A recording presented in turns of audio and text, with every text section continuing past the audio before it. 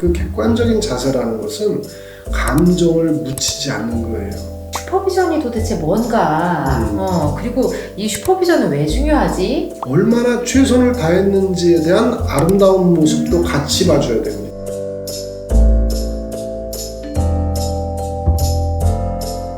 네, 안녕하세요. 마카TV 권경혜입니다. 오늘은 심리상담사가 지녀야 할 태도와 자세에 대한 이야기를 해보려고 합니다. 오늘 함께 해주실 선생님은 23년의 상담 경력을 가지고 계신 심리상담사 김혜곤 선생님이십니다.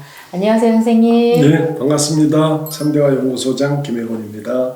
네, 그러면 선생님 생각하시기에 상담사들이 가져야 할 가장 중요한 것은 어떤 것이라고 생각하시는지, 또 상담자는 내담자를 어떤 시선으로 바라봐야 하는지, 그런 것들에 대한 좀 이야기를 해주신다면. 네, 상담자는 내담자를 전문적으로 돕는 사람입니다. 전문적으로 돕는다는 것은 단순한 기술이나 기법이나 이론으로 사람을 대한다는 의미는 아닐 겁니다. 사람을 바라보는 자세가 필요한데, 그것 중에 가장 필요로 하는 게 제가 생각할 때는 존중하는 태도라고 봅니다.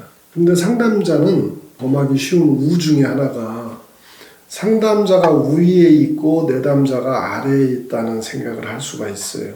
어떤 문제를 이야기하잖아요. 그러면 가끔은 당신이 그런 태도로 세상을 사니까 그렇게 힘들지, 그런 게 우리 눈에 보일 때가 있어요. 그럴 때 안타까움과 함께 빨리 내가 뭔가를 도와줘야 된다라고 하는 막 열망에 사로잡혀서 내담자가 준비하지 않은 상태, 기대하지 않은 것들을 드러낼 수가 있습니다. 전에 한참 유행하던 성폭행, 성상담 강사들이 있었습니다. 저도 한번 들었는데요. 그런 말을 합니다. 성폭행 당한 내담자에게 접근하는 자세 중에 개한테 물린 셈 쳐, 이렇게 생각한다는 거예요. 그렇게 말하라는 것은 지금 그런 사람은 아마 없겠지만 말이죠. 그것은 내담자를 존중하는 태도가 아닙니다. 그런 상황에서도 내담자가 얼마나 애쓰고 자신의 안녕을 위해서 힘썼는지에 대한 시선, 그걸 갖도록 도와주는 것이 내담자를 존중하는 것이고 존엄성을 인정해주는 태도라고 생각을 합니다. 너무 좋으신 말씀이네요.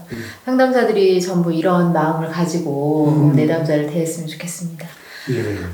또 이제 그 상담사가 그 자기 이해를 돕기 위해서 그 꾸준히 상담받는 것을 우리가 이제 교육 분석이라고도 하고, 또 이게 이제 수련의 한 과정이기도 한데, 꾸준히 하는 것이 내담자에게 어떤 영향을 미칠까? 상담자가 상담 장면에서요, 그저 단순히 기술과 기법과 이론을 가지고 내담자를 대하는 그런 기계가 아닙니다.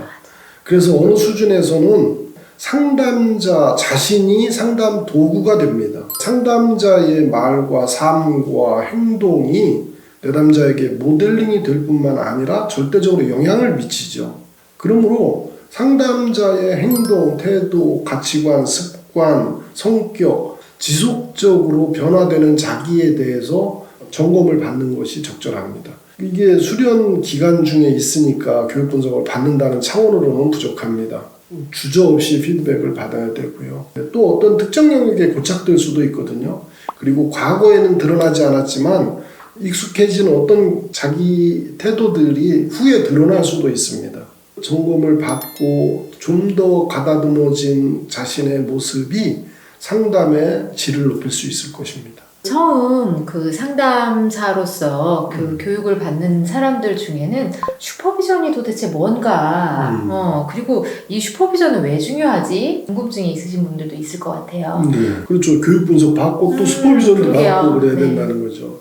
중요한 것은 사례를 가지고 받는 거죠. 물론 상담이 좀 더 익숙해지고 좀 시간이 지나면요, 도대체 내가 무슨 기법을 사용하는지 염두에 두지 않고 그냥 자신이 상담 도구가 돼서 상담을 합니다. 그런 상황일 때에도 마찬가지로 점검은 받아야 됩니다. 상담 장면에서 자신이 어떤 모습으로 보여지고 있는지 그걸 점검받는 거죠. 그런데 일반적으로 우리는 슈퍼비전 하면 뭔가 잘못된 걸 막 지적받는다고 생각하니까 이게 불편하고 두렵거든요. 그럼에도 불구하고 자신이 어떻게 드러나 보여지는지를 정기적으로 점검받는 게 굉장히 중요하다고 생각합니다. 너무나 중요한 수련이죠. 네네. 그리고 또 이제 이 상담사로서 한두 번은 이 경험을 꼭 하실 것 같은데요. 예를 들면은 너무 폭력 성향이 강하거나 어떤 내담자의 어떤 문제들에 압도될 때가 있잖아요. 상담사가 경험해보지 못한 이런 내담자를 내가 상담해야 될 때, 그리고 아무리 상담을 해도 변화되지 않는 이런 내담자의 모습 때문에 내가 너무 무기력감을 느낄 때, 이럴 때 상담사는 어떻게 해야 되는지. 상담자는 늘 그 내담자의 문제 앞에서 객관적인 자세를 취한다라고 우리 배우잖아요. 그 객관적인 자세라는 것은 감정을 묻히지 않는 거예요. 그런데 우리가 사람이기 때문에 어떤 이야기, 자극을 들으면 그게 내 경험과 감정에 자꾸만 연결 지으려고 하는 습성이 있죠. 저 사람의 문제는 저 사람의 세상이고 내 문제는 내 세상입니다. 저 사람이 이별 경험이 나의 이별 경험과는 아무런 관련이 없다는 사실을 끊임없이 반복적으로 다짐해야 됩니다. 일상에서도 자꾸만 감정을 분리하는 태도, 상담 장면에서 상담실을 나가면 감정이 딱 차단되는 그 분리 경험이 필요합니다. 그렇지 않으면 이 대리회상 때문에 굉장히 힘들거든요. 상담 오래 하신 분들 가끔 얼굴 보면 얼굴이 이렇게 너무 슬퍼. 매일 슬픈 얘기만 들으니까 그렇죠. 슬퍼요. 의사는 환자의 환부를 보면 되지만 상담자는 환부 플러스 그러한 환경에서 내담자가 얼마나 수고했는지, 얼마나 최선을 다했는지에 대한 아름다운 모습도 같이 봐줘야 됩니다. 그것이 우리에게 위로가 되죠. 그리고 내 삶도 성장시킵니다.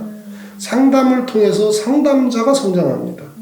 그런 자세가 없으면 슬픔만 보이는데 자기 얼굴이 찌그러질 수밖에 없습니다. 그러니까 그 애씀과 수고로움, 이면을 꼭 보는 훈련이 필요할 것 같습니다. 너무 좋으신 말씀입니다. 네, 오늘은 초보 상담사가 수련 과정에서 경험하는 슈퍼비전과 교육 분석, 그리고 그 어려움들을 뛰어넘는 그런 부분에 대한 말씀을 같이 나눠봤습니다. 김혜권 선생님은 마이카운슬러에서도 슈퍼비전이랑 교육 분석을 진행하고 계시니까 아래 댓글 링크에 그 들어가서 예약할 수 있는 창을 넣어둘 테니까 그것을 통해서 예약하시면 좋을 것 같습니다. 네, 그러면 오늘 수고하셨고요. 우리 다음 시간에 만나요. 안녕!